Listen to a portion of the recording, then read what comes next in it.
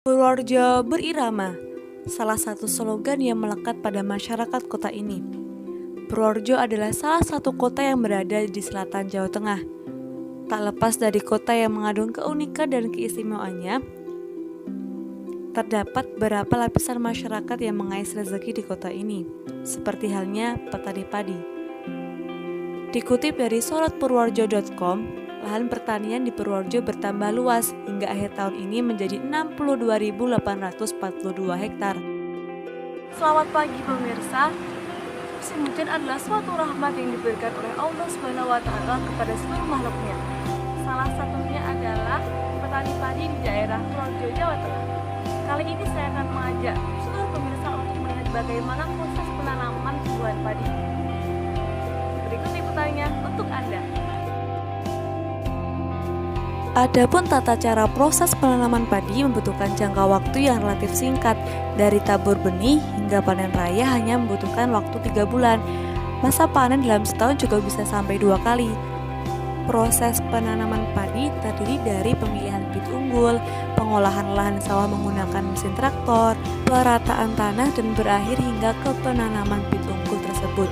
Inilah beberapa tahapan periode 1 penanaman padi. Karena padi termasuk bahan pokok makanan di kalangan masyarakat Indonesia, petani pun giat-giat untuk mempertahankan mutu dan kualitas hasil panen padi tersebut.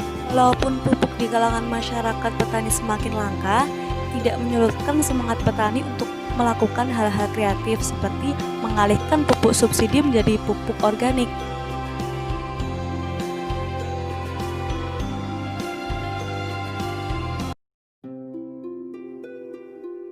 Pada umumnya orang bercocok tanam di Kabupaten Purworejo ini 2 kali dalam 1 tahun, yaitu musim tanam 1, musim tanam 2. Musim tanam 1 antara bulan November hingga Maret, musim tanam 2 antara April sampai Juli. Selanjutnya Juli sampai Oktober itu kadang-kadang tanah dibiarkan untuk bero atau nganggur ya. Kadang-kadang ada pula orang yang menanam palawija, yaitu semangka atau melon. Namun karena semangka atau melon itu memerlukan biaya yang tinggi, jadi unsur spekulasinya juga tinggi, maka masyarakat jarang yang berani menanam palawija tersebut. Dampak daripada cuaca ekstrim adalah tidak tepatnya musim tanam. Kadang-kadang maju, kadang-kadang mundur. Kadang-kadang kalau cuaca masih bisa dikatakan kemarau basah, itu kadang-kadang bulan Oktober orang udah mau tanam karena udah ada hujan dulu. Kalau musim kebetulan kering, kadang-kadang Desember juga belum tanam. Ini yang menyebabkan para petani kacau. Kemudian untuk dampak daripada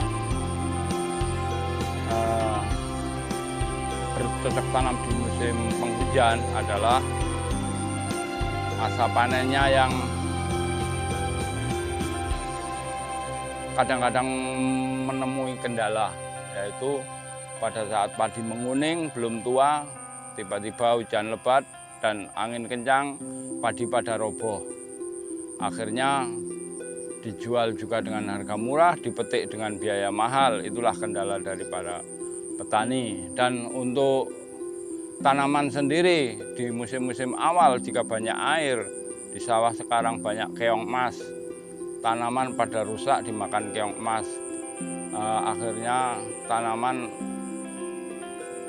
ditanjangi atau disulami dengan jarak waktu yang kurang lebih 15 hari atau 20 hari.